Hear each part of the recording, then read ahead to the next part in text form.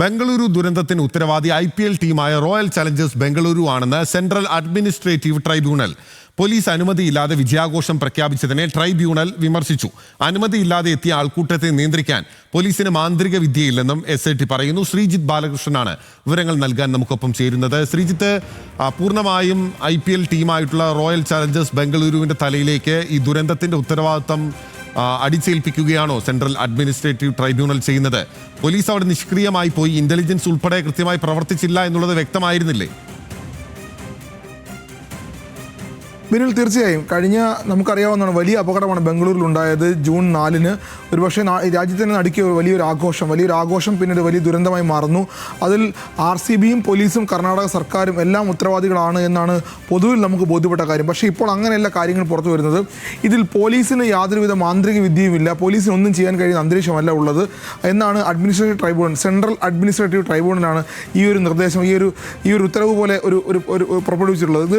ഇതൊരു പോലീസ് ഉദ്യോഗസ്ഥൻ, പോലീസ് ഉദ്യോഗസ്ഥൻ IPS ഉദ്യോഗസ്ഥനാണ്. Bengaluru city police commissioner, city പോലീസിൻ്റെ ചാർജുള്ള ഉദ്യോഗസ്ഥനായിരുന്നു. അദ്ദേഹമായിരുന്നു ഈ വലിയ ആഘോഷത്തെ നിയന്ത്രിക്കേണ്ടിയിരുന്നത്. പക്ഷേ അദ്ദേഹത്തിന് എങ്ങനെയാണ് നിയന്ത്രിക്കാൻ കഴിയുക? കാരണം പോലീസിന് ഇക്കാര്യത്തിൽ യാതൊരു നിയന്ത്രണവുമില്ല. പോലീസിനെ അറിയിക്കാതെ അല്ലെങ്കിൽ പോലീസിൻ്റെ അനുമതി ഇല്ലാതെയാണ് RCB ഇത്തരം വലിയ ആഘോഷം നടത്തിയത്. RCB അവരുടെ സോഷ്യൽ മീഡിയ പ്ലാറ്റ്ഫോമിൽ നടത്തിയ ഒരു സ്റ്റേറ്റ്മെൻറ്റ് പ്രകാരമാണ് ഈ ജനക്കൂട്ടം എത്തിയത്. ഏതാണ്ട് 4 ലക്ഷത്തോളം ആളുകൾ അവിടെ എത്തി. മുന്നറിയിപ്പില്ലാതെ, പോലീസിന് അനുമതിയില്ലാതെ RCBയും RCB മാനേജ്മെൻറ്റും ഇവൻറ്റ് മാനേജ്മെൻറ്റും ഗ്രൂപ്പും ചേർന്ന് നടത്തിയൊരു ആഘോഷം. ആ ആഘോഷത്തിൻ്റെ പൂർണ്ണ ഉത്തരവാദിത്വം RCBക്കും RCB മാനേജ്മെൻറ്റിനും ഇവൻറ്റ് മാനേജ്മെൻറ്റ് ഗ്രൂപ്പിനുമാണ്, അല്ലാതെ പോലീസിനല്ല. പോലീസിന് ഇതിൽ യാതൊരു നിയന്ത്രണവുമില്ലായിരുന്നു. പോലീസിന് അനുമതി ഇല്ലാതെ നടത്തിയത് കൊണ്ട് തന്നെ ഈ ആൾക്കൂട്ടത്തെ നിയന്ത്രിക്കാൻ പോലീസിൻ്റെ കയ്യിൽ യാതൊരുവിധ മാന്ത്രിക വിദ്യയും ഇല്ല എന്നാണ് ഇപ്പോൾ സെൻട്രൽ അഡ്മിനിസ്ട്രേറ്റീവ് ട്രൈബ്യൂണൽ പറഞ്ഞിരിക്കുന്നത്. ഇതിന് കാരണം, സാധാരണ ഈ കേസ് കോടതിയിലേക്ക് പോകേണ്ടതാണ്.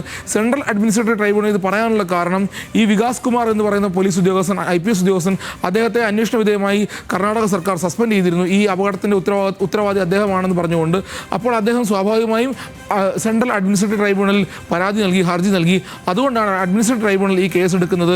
അങ്ങനെയാണ് അഡ്മിനിസ്ട്രേറ്റീവ് ട്രൈബ്യൂണൽ ഇക്കാര്യത്തിൽ നിലപാട് പറയുന്നത്. പോലീസിന് യാതൊരുവിധ നിയന്ത്രണമില്ലാത്ത കാര്യത്തിൽ എങ്ങനെയാണ് ഒരു ഉദ്യോഗസ്ഥനെ സസ്പെൻഡ് ചെയ്യുന്നത് തിരിച്ചെടുക്കണമെന്ന്, സസ്പെൻഷൻ പിൻവലിച്ച് അദ്ദേഹത്തെ തിരിച്ചെടുക്കണമെന്നും ട്രൈബ്യൂണൽ പറയുന്നുണ്ട്. ബിനിൽ, ഓക്കെ, അതാണ് സെൻട്രൽ അഡ്മിനിസ്ട്രേറ്റീവ് ട്രൈബ്യൂണലിന്റെ ഉത്തരവിൽ പറയുന്നത്. പക്ഷെ അപ്പോഴും കർണാടക മുഖ്യമന്ത്രിയും മന്ത്രിസഭ മുഴുവൻ, ഉപമുഖ്യമന്ത്രി DK ശിവകുമാർ ഉൾപ്പെടെയാണ് ആ ആഘോഷത്തിന് നേതൃത്വം നൽകിയത് എന്നുള്ളതും ഒരു പ്രധാനപ്പെട്ട കാര്യങ്ങളിൽ ഒന്നാണ്. ശ്രീജിത്ത് ബാലകൃഷ്ണനാണ് വിവരങ്ങൾ നൽകിയത്.